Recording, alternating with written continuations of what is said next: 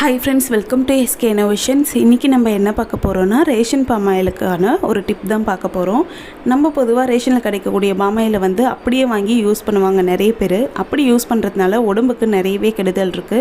பித்தம் வந்து ரொம்பவே அதிகம் பண்ணிடும். இந்த மாதிரி கெடுதல்ல இருந்து நம்ம உடம்ப வந்து எப்படி பாதுகாக்கலாம்னு பார்க்கலாம்.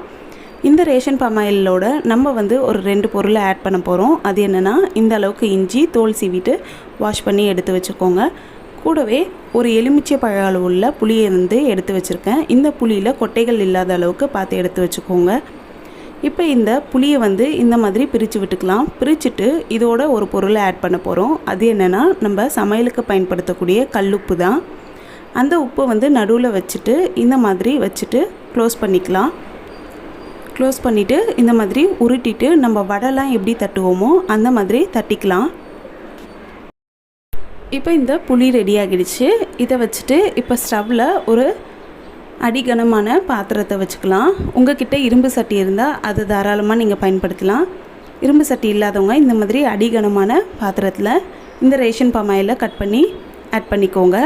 என்னோடது பார்த்திங்கன்னா நேற்று தான் வாங்கிட்டு வந்தது, அதனால் நார்மல் ஆயில் மாதிரி இருக்குது. இதுவே கொஞ்ச நாள் ஆகிடுச்சுன்னா ரொம்ப கெட்டியே ஆகிடும், அதாவது நெய் மாதிரி ஆகிடும். அப்போ வந்து ஒன்றும் பிரச்சனை இல்லை. இந்த மாதிரி கடாயில் ஊற்றி ஹீட் பண்ணாலே இந்த மாதிரி உருகி எண்ணெய் மாதிரி ஆகிடும். இப்போ எண்ணெய் நல்லா ஹீட் ஆகிட்ட பிறகு அதில் நம்ம எடுத்து வச்சுருந்த இஞ்சியை நல்லா தட்டிட்டு சேர்த்துக்கோங்க, அப்படியே சேர்க்காதீங்க. அடுத்து வடை மாதிரி செய்து வச்சுருக்க புளியும் சேர்த்து ஹை ஃப்ளேமில் ஒரு 3 நிமிஷத்துக்கு இல்லை 4-5 நிமிஷத்துக்கு வச்சுக்கோங்க.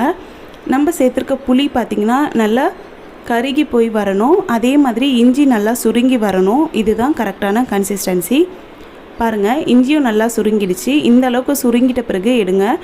புளி பார்த்திங்கன்னா சீக்கிரமே கருப்பாகிடும், இஞ்சி ஓரளவுக்கு லேட் ஆகும். அதனால் இஞ்சி நல்லா சுருங்கிட்ட பிறகு இதை வந்து வெளியில் எடுத்துகிட்டு ஸ்டவ் ஆஃப் பண்ணிவிடுங்க.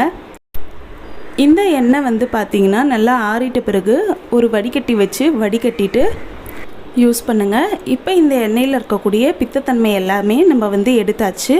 இனிமேல் ரேஷன் பாம் ஆயில் வாங்கினீங்கன்னா இந்த மெத்தடை யூஸ் பண்ணிவிட்டு அப்புறம் நீங்கள் நார்மலாக யூஸ் பண்ணுங்கள்.